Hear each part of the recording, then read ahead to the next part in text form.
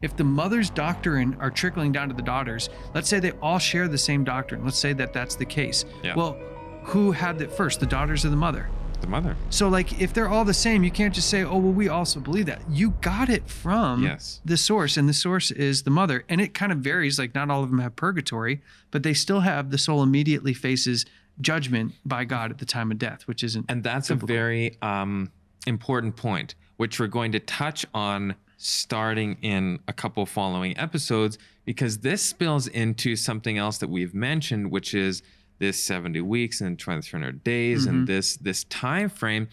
Because when we look in the Bible, judgment is an event.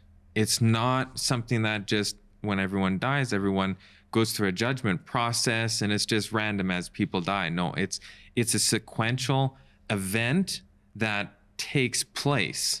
And that's the same thing we believe about hellfire. Is this an event? It's not a constant being of something. Right. So that's a very important point, and that's going to play into future discussions. Sure does. So let's see if this doctrine of the mother carries in to the daughters.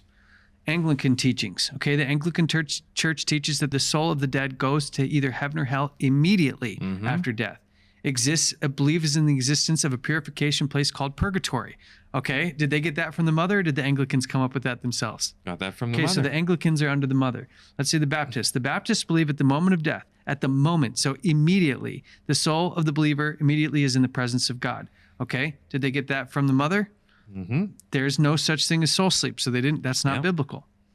Lutherans generally believe at the time of death, the soul immediately departs. They don't believe in soul sleep. The Methodists believes a person goes to heaven or hell when they die. So this is again immediately after they die. The Episcopalians says the soul goes immediately while the body remains on earth to the resurrection. So there's the other mother's part, that it's going to be, they're going to immediately go and then come back in the body for the time of the event and then go back to heaven or hell when they're done.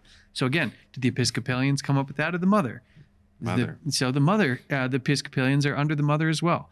Presbyterians immediately go to heaven or hell. Pentecostals immediately go to heaven or hell. Charismatics, it's the same thing. Now there is one in this group that's different. The Church of Christ, maybe they got it right. Well, they don't emphasize doctrine. They just preach social justice and inclusivity. Maybe that's not the place to find our answers after all, because they won't even tell you to prepare for something because they're not interested in knowing what to prepare for. So then you get to these silly SDAs, which suggest that there's this concept called soul sleep, which matches all the wording in the Bible regarding the nature of what people who pass are currently doing, which suggests that the soul is in a dormant or unconscious state after death until the resurrection. Okay, they believe that at the second coming of Jesus Christ, the righteous dead will be resurrected and taken to heaven. But that happens at the event, not immediately after death. While the unrighteous will remain dead until the end of the millennium, at which point will be the resurrected for the judgment. Okay, so this is future episode stuff. But just keep in mind that we're saying that the 1,000-year period doesn't happen here on earth, where most of the world is going to tell you that it's happening here on earth. Yeah. We say it's happening in heaven, and during that time, Satan, it says, he's sitting here for 1,000 years, and the earth is a desolate wasteland with no one to trick. And that millennium is taking place after the second coming. After the second coming. So this isn't something that, we get raptured up and then 1,000 years, and no. So what we believe is biblical, is the second coming happens, Christ comes, the dead in Christ rise first, it says, and then we're taken up in the air and we go to heaven. And in that case, there is kind of a rapture at that moment, because it is people leaving. But it's not secret. It's secret. An extremely loud rapture. And it says the trumpets, the earthquakes, everything is just shaking the whole world. Yeah, and as people are being translated, the people of the world are being destroyed. There's nobody living at the end of this whole catastrophe, except for Satan, who sits here for 1,000 years. Yeah. And you either are translated up or raised with the dead in Christ, or you're going down to sleep for the next 1,000 years.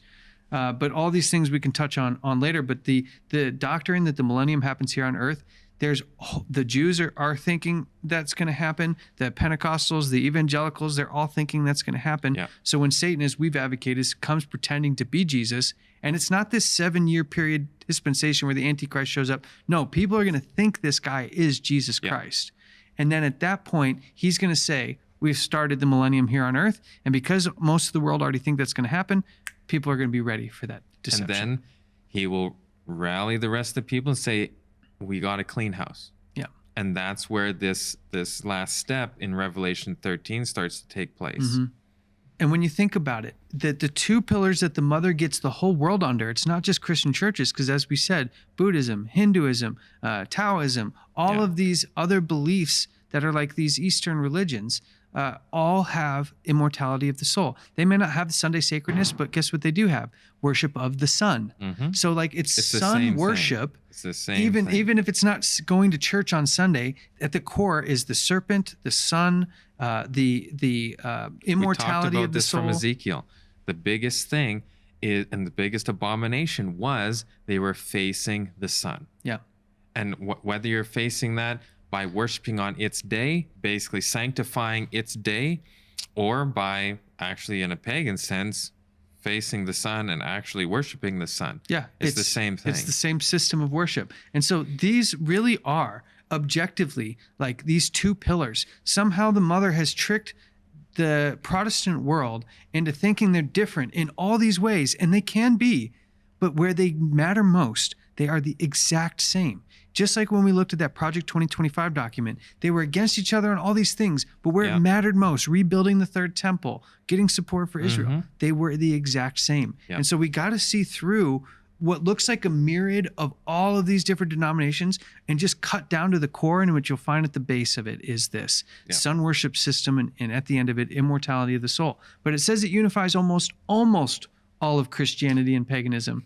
Can you believe that the entire Christian world and almost all worldviews fall under the sun worship and immortality of the soul, but there's only 3 denominations on planet Earth that don't? Mm-hmm. So like if people are like looking for the remnant definition, those who keep the commandments of God and have the testimony of Jesus, and have these two pieces, these pillars, knowing that, well, it can't be the day of the sun and it can't be unconditional immortality of the soul. There's only 3 groups. You don't actually have to look that far. And then as we look at these 3 groups, we can distinguish which one is actually the one that we should be following, because it has all the characteristics. Exactly. And so when you're looking at the characteristics, it's really important to get all of them, because it's like you have this checklist and you have to put a check next to each one. If each item doesn't hit the checklist, it can't qualify. Right. It could hit 6 of the 10 or 7 or 8 or 9 of the 10. If it doesn't hit all 10, it doesn't qualify. And so when you look at the last 3, you've got Seventh-day Adventists, you've got the Church of God Seventh Day, which oddly enough was a Millerite movement. So it's basically Seventh-day Adventism, but they didn't accept Ellen White's prophetic writings. And then you have the Seventh-day Baptists, but they're missing when it says they keep the commandments of God. So they have the 7th day. They obviously teach the commandments, but the testimony of Jesus, which is the spirit of prophecy, understanding the 70 weeks and the 2,300 days and all of the prophetic elements, who the first and second beast of Revelation 13 are. All of these are important in knowing what our job is supposed to be, which is preach the 3 angels' messages.